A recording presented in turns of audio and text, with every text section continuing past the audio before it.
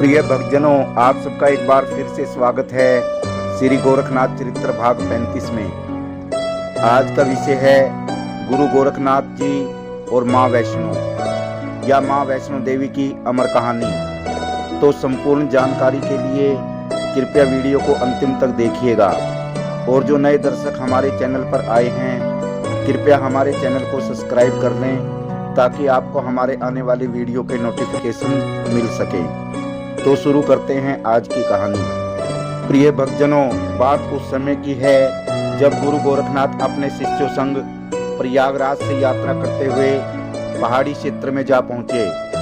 वर्तमान में ये स्थान जम्मू कटरा के नाम से जाना जाता है और उनकी यहाँ पर मुलाकात अपने परम शिष्य भैरवनाथ से हुई। और कहानी के माध्यम से अब इस स्थान पर बहुत बड़ी घटना घटित होने वाली है जो इतिहास के पन्नों पर स्वर्ण अक्षरों में लिखी जाएगी, क्योंकि इस स्थान पर माता वैष्णो देवी अपना चमत्कार दिखाएंगी। प्रिय भक्तजनों, भैरवनाथ जी अपनी तंत्र विद्या सिद्धि में लीन थे। जैसे ही भैरवनाथ ने अपने गुरु गोरखनाथ को अपने पास आया देखा तो उन्होंने गोरख गुरु को प्रणाम किया और बोले, हे गुरुदेव, एक लंबे समय के पश्चात आपने मुझे दर्शन दिए हैं। क्या आप मुझे भूल गए थे गुरुदेव? प्रिय भक्तजनों, इस पर गोरख गुरु बोले, नहीं भैरवनाथ, आप तो मेरे शिष्यों में सबसे प्रिय शिष्य हो। और रही बात लंबे अरसे बाद मुलाकात होने की, शायद उसका अभी तक उपयुक्त समय नहीं आया था, क्योंकि सभी कार्य अपने समय और विधि के अनुसार होते हैं। प्रिय भक्तजनों, इस पर भैरवनाथ जी बोले, हे शिव अवतारी गुरु गोरखनाथ जी, हमें ये पता है कि आपके मुख से निकली कोई भी वचन असत्य नहीं होता। और गुरुदेव, मैं आपकी बातों में कुछ गहराई महसूस कर रहा हूँ। हे गुरुदेव, बताइए कि क्या हमारी भेंट का कोई विशेष कारण है और क्या विचित्र होने वाला है? प्रिय भक्तजनों, इस पर गोरख गुरु बोले, शिष्य भैरवनाथ, इस संसार में मिथ्या कुछ भी नहीं होता। यदि हमारी भेंट आपसे हुई है तो इसके पीछे कोई ना कोई कारण जरूर होगा जो हमें आने वाले समय में ही पता चलेगा।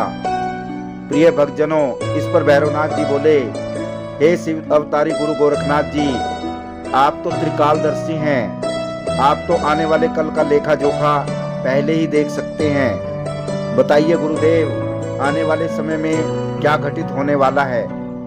प्रिय भक्तजनों, इस पर गोरख गुरु बोले, शिष्य भैरवनाथ, किसी भी बात का समय से पहले बखान करने से उसमें छुपा रहस्य समाप्त हो जाता है। बेहतर यही होगा कि तुम यह सब आने वाले समय पर ही छोड़ दो। प्रिय भक्तजनों, इस पर भैरवनाथ ने गोरख गुरु के सामने हाथ जोड़कर हाँ में सिर हिला दिया।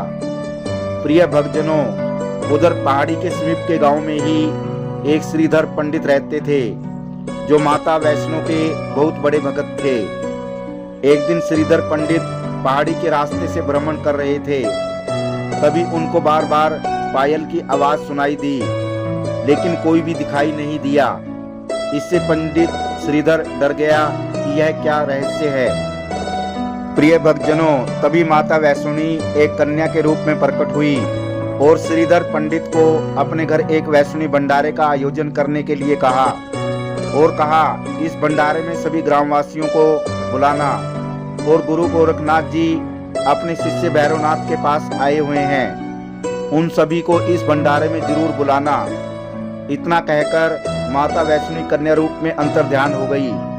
प्रिय भक्तजनों, पहले तो श्रीधर पंडित सोच विचार में पड़ गया कि मैं तो एक निर्धन ब्राह्मण हूँ, मैं कैसे सबको खाना खिला सकता हूँ। पर उस दिव्य कन्या पर विश्वास कर सभी ग्रामवासियों को भंडारे का निमंत्रण दे दिया और अंत में भैरवनाथ के पास निमंत्रण के लिए पहुंचे।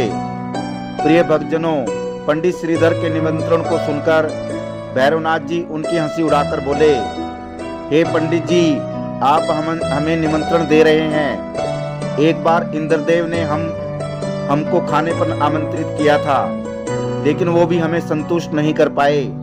क्या इस भंडारे में तुम हमें संतुष्ट कर पाओगे? प्रिय भक्तजनों, पंडित श्रीधर कुछ कहते इससे पहले गुरु गोरखनाथ जी वहां आ गए और भैरवनाथ से कहा, बिना संपूर्ण स्थिति जाने किसी पर ताना कसना व्यर्थ है। और गोरख गुरु ने पंडित श्रीधर का सम्मान करते हुए उनके भंडारे का निमंत्रण स्वीकार कर लिया।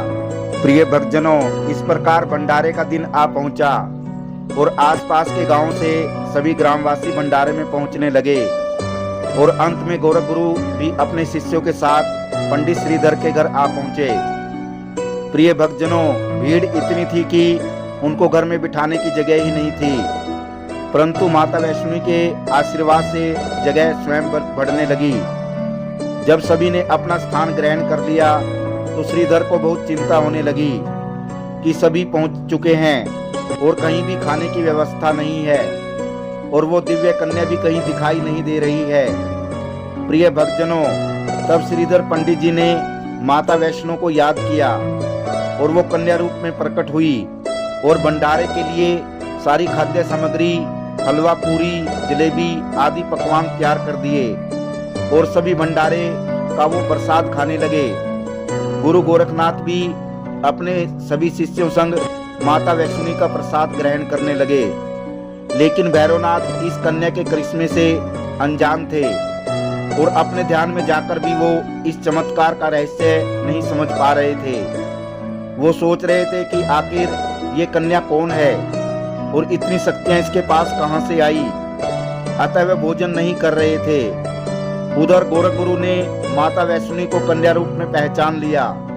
वैष्णो माता ने इशारों में गोरख गुरु को प्रणाम किया और कहा कि मेरा रहस्य भैरवनाथ को पता नहीं चलना चाहिए।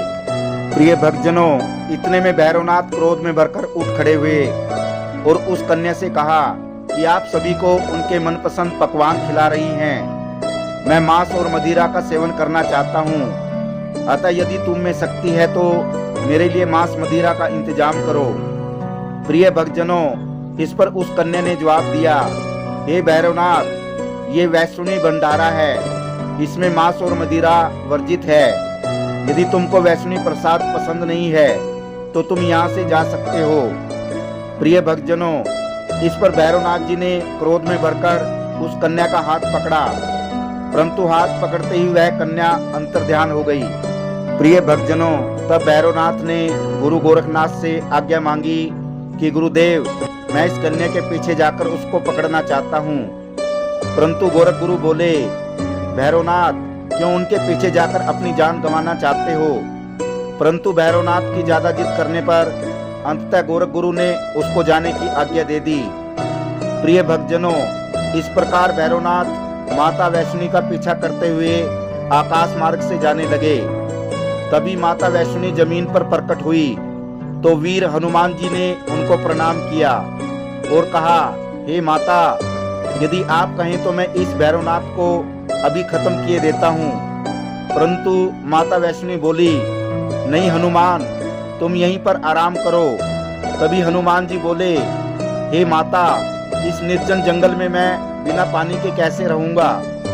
तब माता वैष्णो बोली, आप चिंता न करें महाबली, मैं अभी यहाँ पर गंगा प्रकट कर देती हूँ। प्रिय भक्तजनों, तभी महाशक्ति वैष्णो ने धरती पर बाण चलाया और गंगा की धार फूट पड़ी। इसलिए इस स्थान को वर्तमान में भी सभी बाण गंगा कहते हैं। प्रिय भक्तजनों, हनुमान जी ने जल पिया और अपनी प्यास बुझाई। अब माता वैष्णो ने एक नई लीला और रची। उन्होंने उस गंगा के पानी में अपने केस धोए और उसी स्थान पर उनके चरण उभरे, जिसे वर्तमान में चरण पादुका के रूप में सभी पूजते हैं। प्रिय भक्तजनों, इस प्रकार माता वैष्णो गर्भ गुफा की ओर बढ़ी और उन्होंने हनुमान जी को याद किया। हनुमान जी प्रकट हुए और कहने लगे, क्या आदेश है माता जी? इस पर माता बोली, हे महाबली, मैं गर्भ गुफा में जा रही हूँ। मेरा पीछा करते हुए भैरवनाथ यहाँ जरूर आएगा, अतः तुम उसे गुफा के अंदर आने मत देना। और माता गर्भ गुफा की ओर बढ़ने लगी। तभी गर्भ गुफा के द्वार पर एक साधु ने माता वैष्णो को प्रणाम किया और तब माता वैष्णो ने कहा कि मैं 9 महीने इस गर्भ गुफा में आराम करूंगी, यहाँ पर कोई नहीं आना चाहिए। प्रिय भक्तजनों, इस प्रकार माता वैष्णो गर्भ गुफा में प्रवेश कर गई और उधर भैरवनाथ उनका पीछा करते हुए गर्भ गुफा के द्वार पर पहुंच गए और साधु से कहने लगे, हट जाओ मेरे रास्ते से। आज मैं इस कन्या को नहीं छोड़ूंगा, आज मैं उसे पकड़कर रहूंगा। प्रिय भक्तजनों, इस पर वह साधु बोले, भैरवनाथ, जिसे तुम साधारण कन्या समझ रहे हो वो आदि शक्ति है। उनका जन्म शिव की शक्ति पार्वती और ब्रह्मा की शक्ति सरस्वती और भगवान विष्णु की शक्ति लक्ष्मी से हुआ है। अतः तू चला जा यहाँ से। प्रिय भक्तजनों, इस पर भैरवनाथ और उस साधु में भयंकर झड़प हुई और तभी हनुमान जी ने भैरवनाथ को अपनी पूंछ में बांध लिया और भैरवनाथ और हनुमान के बीच में भयंकर युद्ध हुआ। महाबली हनुमान गदा से और भैरवनाथ उन पर तलवार से प्रहार कर रहे थे और ये सब माता वैष्णवी अपनी योग माया से देख रही थी। प्रिय भक्तजनों, भैरवनाथ को हराकर जैसे ही हनुमान जी भैरवनाथ को मारने के लिए प्रहार करने लगे, तभी माता वैष्णवी ने उनको रोक दिया और कहा, ठहरो वीर हनुमान, इसका वक्त तुम्हारे हाथों नहीं मेरे हाथों से होगा। और तभी माता ने अपना विराट रूप धारण कर लिया, जिसको देखकर भैरवनाथ घबरा गया और भागने लगा। तभी माता वैष्णवी ने भैरवनाथ पर त्रिशूल से प्रहार किया और त्रिशूल उनकी गर्दन को काटकर हवा में उड़ाता हुआ एक स्थान पर गिरा दिया। भैरवनाथ का कटा सिर गुरुदेव बचाओ चिल्लाने लगा। तभी वहां गोरखनाथ जी प्रकट हुए। तब भैरवनाथ ने गुरु गोरखनाथ जी से कहा, हे गुरुदेव, मैं मरना नहीं चाहता, कृपया आप अपनी योग माया से मेरा सिर मेरे धड़ से जोड़ दें। तब गोरख गुरु बोले, भैरवनाथ, ये सब मुझे पहले से ही पता था, क्योंकि तुम्हें अपनी शक्तियों पर अहंकार हो गया था और तुम में राक्षसी प्रवृत्ति जन्म ले रही थी। प्रिय भक्तजनों, तब गोरख गुरु भैरवनाथ से बोले, देवी वैष्णो ने ये सब विधि के विधान के अनुसार ही किया है, अतः मैं तुम्हारा शीश जोड़कर सृष्टि के नियम नहीं बदल सकता। प्रिय भक्तजनों, इस पर भैरवनाथ का सिर बोला, गुरुदेव, मुझे पता है कि मेरी मृत्यु माता वैष्णवी के त्रिशूल से हुई है और मुझे मोक्ष प्राप्त हो जाएगा, परंतु मैं इस अपमानजनक मौत को स्वीकार नहीं कर सकता। प्रिय भक्तजनों, इस प्रकार भैरवनाथ ने माता वैष्णवी से कहा, माता, आप तो दयालु हैं, संसार पालक हैं, कृपया आप मुझे क्षमा कर दें। यदि आपने मुझे क्षमा नहीं किया तो ये संसार मुझे पापी कहेगा और दुत्कारेगा, मुझसे घृणा करेगा। प्रिय भक्तजनों, इस पर माता वैष्णवी बोली, तुम चाहते क्या हो भैरवनाथ? इस पर भैरवनाथ बोले, कुछ ऐसा कर दो माँ आज कि लोग मुझे आपका शत्रु न समझें, लोग मुझे पापी न कहें। प्रिय भक्तजनों, इस पर माता वैष्णवी बोली, हे भैरवनाथ, तुमने अंत समय में मुझे माँ पुकार कर मेरी शक्ति और पूजा स्वीकार की और अपने किए हुए पापों का प्रायश्चित किया। जाओ, मैं तुम्हें क्षमा करती हूँ और ये वरदान देती हूँ, भैरवनाथ, आज से तुम्हारी भी पूजा होगी। मेरे भगत मेरे दर्शन के बाद तुम्हारे दर्शन करके अपनी मनोकामनाएं पूर्ण करेंगे। तुम्हारे दर्शन के बिना मेरी प्रार्थना अधूरी मानी जाएगी।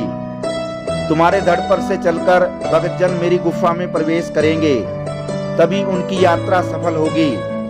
प्रिय भक्तजनों, इस प्रकार गुरु गोरखनाथ ने भी भैरवनाथ को अमरता का वरदान प्रदान किया। प्रिय भक्तजनों, ये था श्री गोरखनाथ चरित्र भाग 35। यदि ये वीडियो आपको पसंद आया हो तो वीडियो को शेयर करना और चैनल को सब्सक्राइब करना।